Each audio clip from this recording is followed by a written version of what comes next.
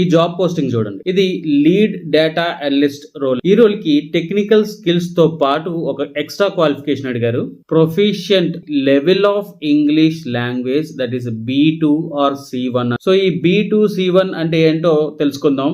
According to CEFR అంటే common European framework of reference for languages, according to this CEFR English language లో levels అనేవి 7 levels ఉన్నాయి. A1 అంటే beginner level, A2 అంటే elementary level, B1 intermediate level, B2 upper intermediate level, C1 advanced, C2 proficient, C2 plus near native or expert level అన్నమాట. So ఈ lead data analyst job కి proficiency ఎలా ఉండాలి అంటే B2 కానీ C1 కానీ వచ్చి ఉండాలి. అంటే upper intermediate or advanced level of language వచ్చి ఉండాలి అనమాట. సో ఇంగ్లీష్ లో వొకాబులరీ డెవలప్ చేసుకోవాలనుకుంటే according to this levels check out this app Lexify me.